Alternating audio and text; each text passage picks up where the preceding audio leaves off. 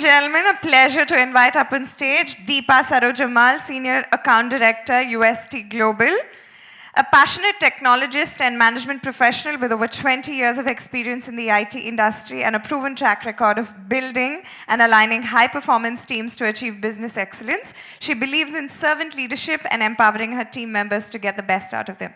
Deepa, all yours.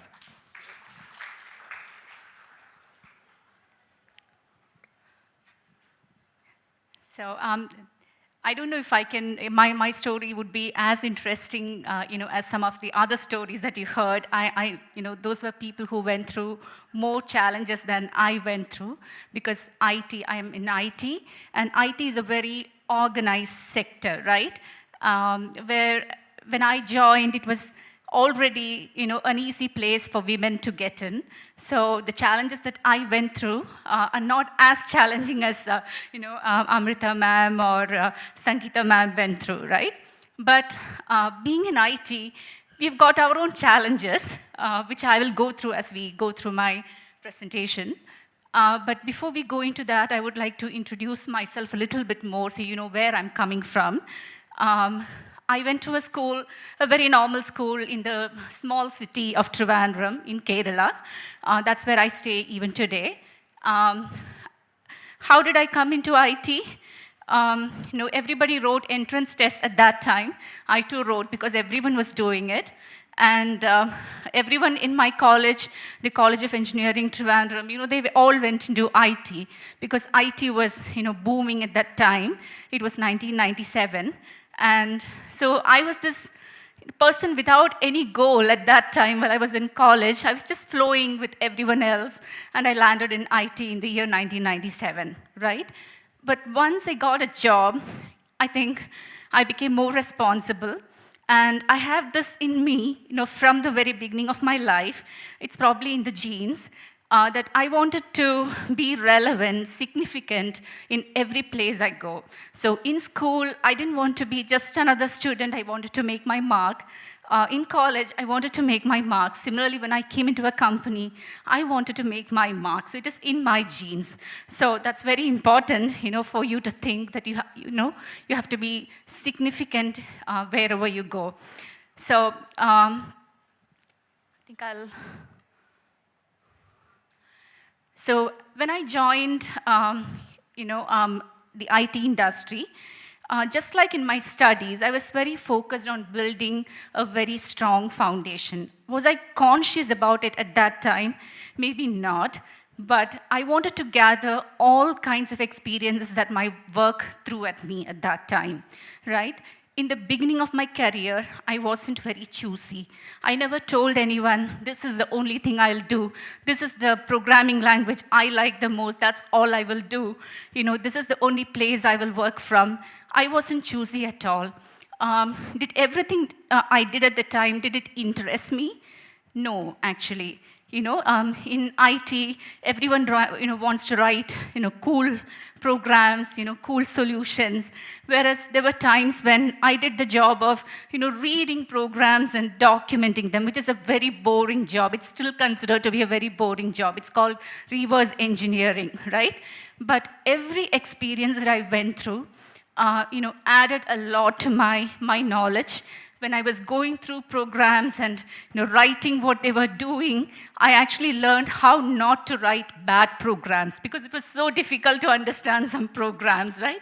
So my point is, you get to learn from anything that you do. So in your initial years of your career, whatever your career is, IT or anything else, focus on getting as much experience as possible. Try to be in different places, interacting with different kinds of people. The initial 7 years of my career, I wasn't resting at all. I didn't have a location to call my location because I was traveling all around the world. I was in UK, the US, interacting directly with the clients, learning different cultures. understanding what exactly, users of my solutions, how they were using.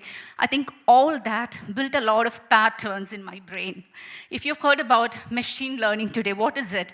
Building a lot of patterns into a machine, into the computer. But we forget to do that to ourselves sometimes, right? We need to build as many patterns as possible, because today when I'm in a leadership position in UST, my job is very complex because all simple things are done by my team.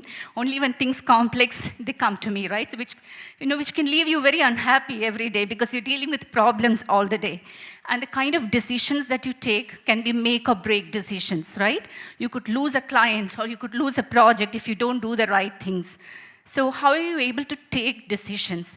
It is those patterns that help me.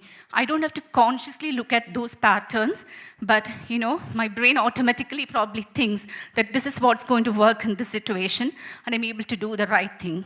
Sometimes I do the wrong things too, but most of the times right. So that's very important. That has helped me. The second one, playing based on merit.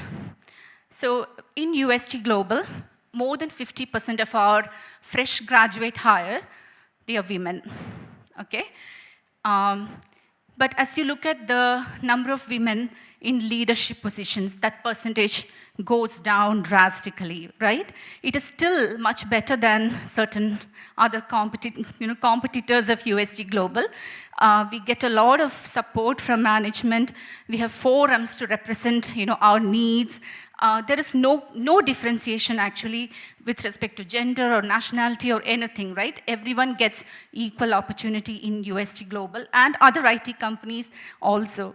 But why is it that when it comes to leadership positions, we don't find many women? So we covered that, most of the speakers covered a lot of reasons why women don't reach leadership positions as much as men, right? One is you fear that you might lose family time. You feel guilty of, going after your aspirations. You think it is bad. There is this societal influence, right? Everyone makes us believe that, you must sacrifice your life, not go after your aspirations. So that is one. Number two, women don't think they qualify for a job. It was covered in the previous sessions too. If you set out an internal ad within our organization saying, if you meet these 10 criteria, you qualify for this job. Men who satisfy 4 criteria say, yeah, I qualify. Women who satisfy 8 criteria, they still don't open their mouth because they still don't qualify the remaining 2 criteria, right? So that is one other reason. So you have to understand who you're competing with, right? So if there are such men in your organization, you better speak up and say, I'm better, give me the job, right? That's very important. Now the third thing, the stereotypical notions about women, right? In my team, I have about 1,500 plus people in my team. There are men managers, there are women managers. There are some times when the men managers tell me, I have this role, and this woman, she qualifies, but she has a very small child, so I don't know if she will really be ready to travel. This requires, 2 days travel every month to, Bangalore. I don't think she will be ready for that, without even asking her. Okay, so that woman has taken, made all arrangements at home. She has, boldly come back to work. I'm sure she has got some arrangements, or at least ask her if she's ready or not. But people just jump into conclusion that a woman cannot do that, right? A woman will not travel outside the country. So these notions are something that I'm trying to change within my team. But the sad fact is, as long as we don't have enough women leaders, the kind of influence we can, exert and the kind of change we can make, that will be very slow, very small, right? So whenever, in my team, we have this rewards and recognition, right? We reward people who are good performers. So, or there is this compensation revision exercises, any such thing, I, as a leader, I look at the list and I specifically look for women. Is there any differentiation against women? In a list of 100 people who qualify for rewards, if there are only 20 women, I review the list and make sure there is no kind of differentiation. Right? So we need more women in all sectors to come up so that we can make that change. Men do not, differentiate consciously, but, that's what happens in reality, right? And then, once you're in, you have to play based on your merit. You shouldn't expect that being a woman, I'll be given some discounts or, I'll be given any special considerations. You have to bring your value to the table. You need to really, demonstrate your talent, your merit. And when the organization knows that you're valuable, they will do everything to support you. You needn't ask for it. That is my experience. I never made any request, saying, I'm a woman, I have a daughter. I didn't make any such requests ever. But, they realize that I need this support, and they give me all the support I need, right?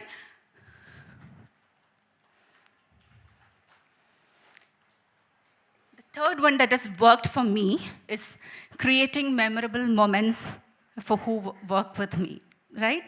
This is my leadership style. One of my earlier leaders, he wrote in my year-end appraisal form, okay, the performance review form, Deepa's weakness, she's very soft. Deepa's strength, she's very soft, okay? So you can even make your weakness work for you. So I'm not this bossy person. I have a very soft attitude. When people come into work in the morning, I truly believe that they are really coming to work. They want to feel accomplished. There is a management style, who believes that people need to be monitored, people need to be tracked. I don't have to do it because I start with the premise that all people are good, everyone wants to do good, right? So, thank you. So I think as a leader, my job is to enable my teams. We've got all big strategies and goals, but if my team doesn't turn up, nothing is going to work. And I need to make them successful in order for me to be successful. So I believe in enabling my teams. I know my reportees, very well. I know them personally. I know who their family is, where they're coming from. And when I know where they're coming from, I can take them to where they're going, right? So that is something that has really worked for me. And smart people, they want to stick with me. They follow me. When I go from one role to another role, they follow me. Some people have strayed away. They went out of UST Global. But every week, I get at least one email asking, Deepa, I want to come back to UST Global. Is there any role in your team, right? So I think if you stand for people, they'll stand for you. So that's the third thing that has worked for me. So I'm able to build high-performance teams because high-performance individuals stay with me. You don't have to be smart yourself if you're surrounded by smart people. The other fourth thing that has worked for me, that is learning every single day. When I started in the IT industry, that was 1997, there were not everyone had mobile phones, okay? Mobile phones were just coming up. I bought my mobile phone after I got a job, I think with the second month's salary or something. You had these big mobile phones. But today, every day, you see new gadgets, new kinds of apps, new companies coming up with new solutions. Customers being very demanding. 20 years ago, we were all ready to take public transportation, go to the city, visit the store, buy a cloth, go to the tailor, get it stitched. We were very patient. Today, you order through e-commerce, and you want to know exactly when it is arriving. If it arrives 30 minutes late, you are angry, right? So customers are changing. So it's very important that I keep up to date on what technologies are coming, How can I use the technologies to solve my customers' problems? Today, technology is at the center of everything, right? We talked about SHEROES app that's going to keep us all united. So technology is at everything, right? At the center of everything. So I have to spend a lot of time learning new things. Every day I spend time, so it's not like consciously 4 hours for learning. Every work break that I take, Google is my best friend. I Google, I read, I talk to experts within the organization, sometimes set up 30 minutes meetings with experts who advise me on what is coming up. It's very important to learn. So you never stop learning. And the fifth thing, this is giving back. So when my daughter was born, she was born with a birth defect. She had a problem with both her feet, and I was very worried, will she walk? And I had the good fortune of access to the right kind of physicians. I had money to spend for her treatment. She went through a few surgeries, and she's perfectly all right now. She dances, she wins running races, right? So it was a big coincidence when UST senior leadership asked me, Deepa, there is a program that we want to start which is called Impact India. This is to provide employment opportunities in IT for differently abled people. Are you ready to take it up? It was such a coincidence. I thought this was my opportunity to give back for the fortune that I got with my daughter, right? So I'm very glad to be part of that program. It's a good distraction from my rat race, that is the regular work, and I'm able to also, mingle with a lot of different kinds of people, NGOs, for example, or other organizations that have done this very well, and with people, the differently abled people who are, as abled as we are, they're so smart, and the problem is with us in terms of accepting them, right? So it gives me a totally different platform to use my softness, which my manager said is my weakness, but that comes to help when I go through that program. And we've already brought about 60 people into the organization, comprising of physically disabled and hearing impaired, and it's great working with our own teams in managing that change, making them feel accepted, giving them the forums to express their opinion. So that has been a great journey. So I think you all need to have one such distraction from the rat race that you have every day. That really helps. So that is my story, my Take Charge story. If there are any questions, I'll be happy to answer. Otherwise, we can wind up.